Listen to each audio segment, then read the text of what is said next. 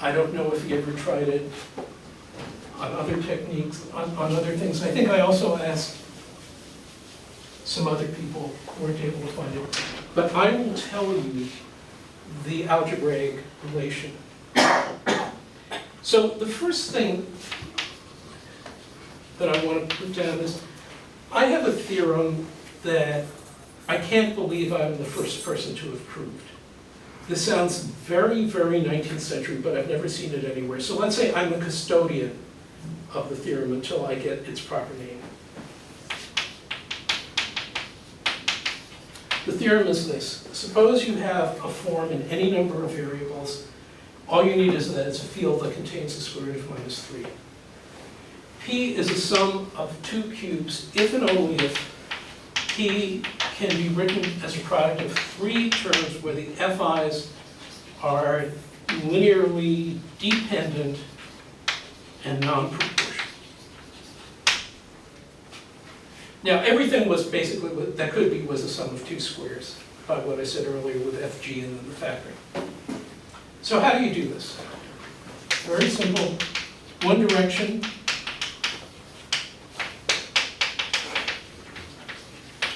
There's your three factors. I should say P not a cube.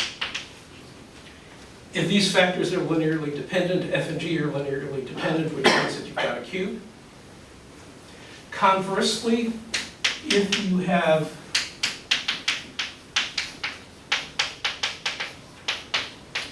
three linearly dependent but not proportional factors, you can write them out like this.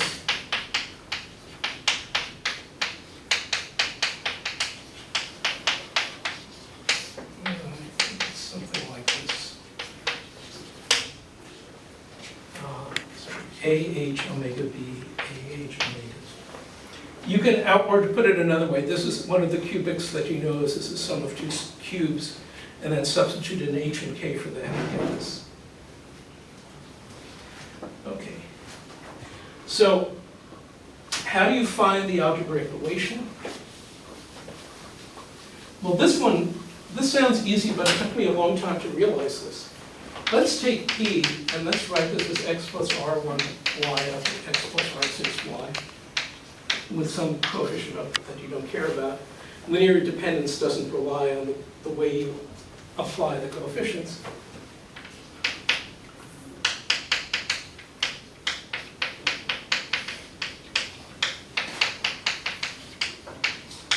Suppose these are algebraically dependent.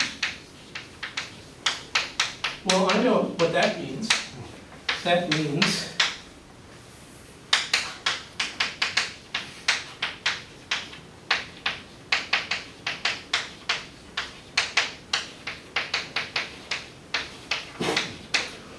that this determinant is 0.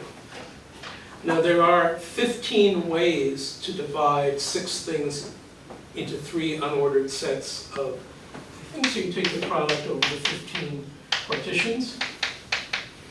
You get a polynomial in the RIs, which by its nature is symmetric, and by Newton's theorem, this has to be a polynomial in the elementary symmetric polynomials. So I asked Mathematica to do it. Here it is. It took Mathematica, what was it, 10,000 seconds, something like that. It's about 3 hours. Your machine may vary. Actually, to be precise here, 11,657.870734 seconds, although I suspect that depends on whether I was browsing at the time or not. This is a polynomial with about 2,050 terms. But it tells you whether you're a sum of 2/6 powers. And yet it's not completely satisfying. Oh, and another way to do this would be to take your general P, then make the coefficient of x cubed, y cubed a variable, or x to the 6th, the coefficient of y to the 6th a variable. Look at this function and pick a value that makes it 0, so then you've got a sum of 2 cubes, and then you add x to the 6th, or x cubed, y cubed, or y to the 6th. There's a nicer result And this goes back to an ancient theorem involving binary quadratic forms.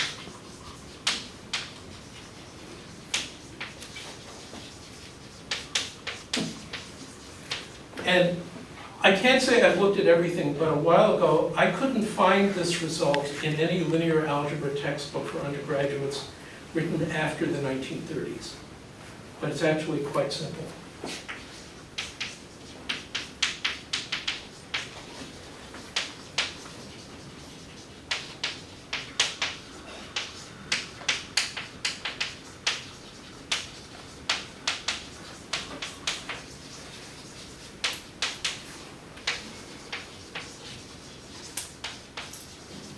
If you have two binary quadratic forms, they either have a common factor or else they can be simultaneously diagonalized. And basically the idea of that is you take one of them and you make it x squared plus y squared, then apply the orthogonal group on that to leave that fixed. Apply the orthogonal group to the other one, and then the coefficient of x, y, you can solve for that, and it turns out you can do that unless x plus I y or x minus I y is a factor. So what this means, and I think as we're close to the finishing time,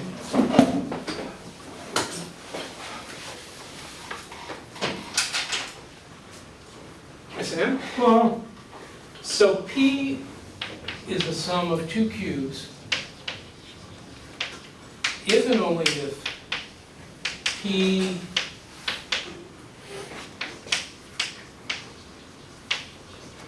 this is degree P6. P has a linear cubic factor, and what's left is a sum of two cubes by Sylvester's algorithm. Or, after a change of variables, P is even. And that's kind of a nice result. And then the idea is that you've got alpha k x squared plus beta k xy plus beta k y squared cubed going from 1 to 2.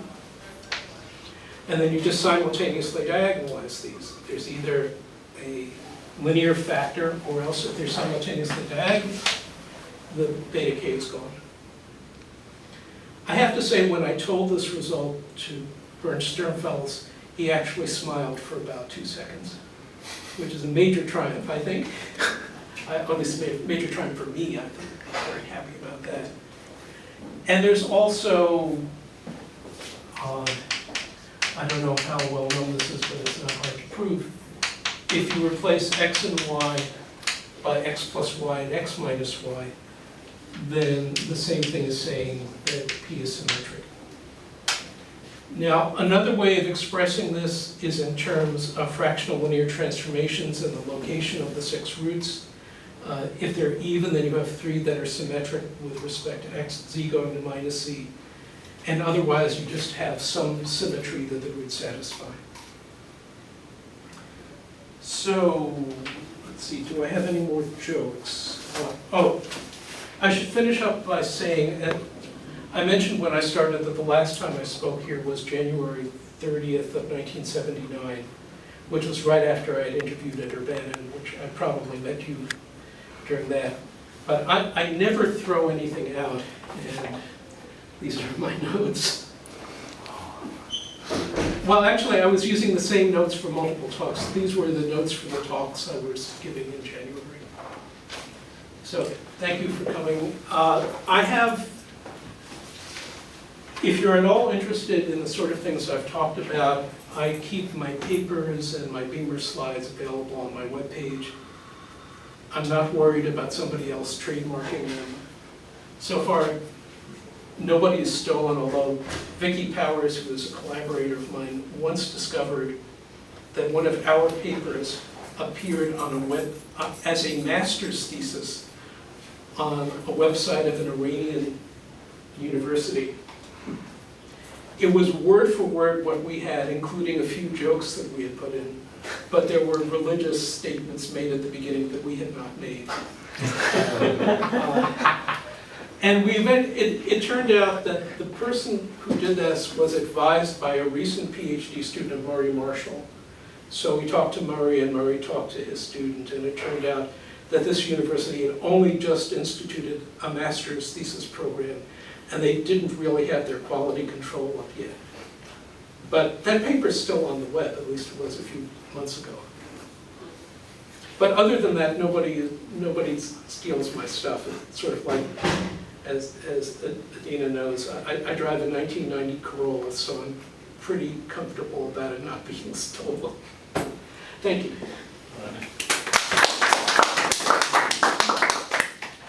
Any more questions? Sure. Yeah. So this method for finding the canonical form is very algebraic, relies on counting the coefficients. Mm-hmm. And when I contrast it to the linear algebra world, there's this action of the orthogonal group, and there are also these iterative algorithms for converging to at least getting close to the so-called canonical form. Yeah. Are there analogs for these higher forms of iterative procedures or action of some non-trivial groups? That's a good question. I wanted to mention that there is a wonderful theorem, a canonical theorem of Boris Reichstein, whose sons know he was also a mathematician.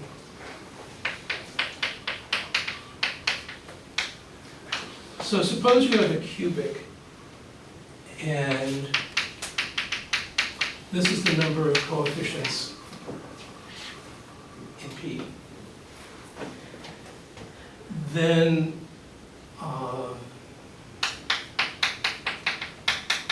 there's a canonical form which lets you take out n cubes and then leaves you with a polynomial in two fewer variables. And if you do the numerology, the missing numbers from here to here are 3n squared minus 3n squared over 6. And the proof is this. So you take the partial of p with respect to x1, and you take the partial of p with respect to x2, and you get two quadratic forms. You're again working with simultaneously diagonalizing them. And then you use the fact that mixed partials are equal to allow you to say that the difference has nothing in x1 and x2. I mean, I just compressed about 3 pages into 15 seconds, so that's just the flavor of the proof. It's not anything very sophisticated or complicated, I should say, but this is a fantastically beautiful theorem. I think that if he had lived in the 19th century and had published it, this would have been a famous result of the time. I've done my best to publicize it. I had a paper in the Pacific Journal called Some New Canonical Forms for Polynomials. It has a section on that. And if you were all interested in canonical forms, the Pacific Journal makes stuff very available online. Or send me an email, I'll be happy to answer it. And if you had told me in 1979 that someday I would be giving a seminar in real algebraic geometry anywhere, I would have been astounded. But I appreciate your coming, and thank you for your attention and questions.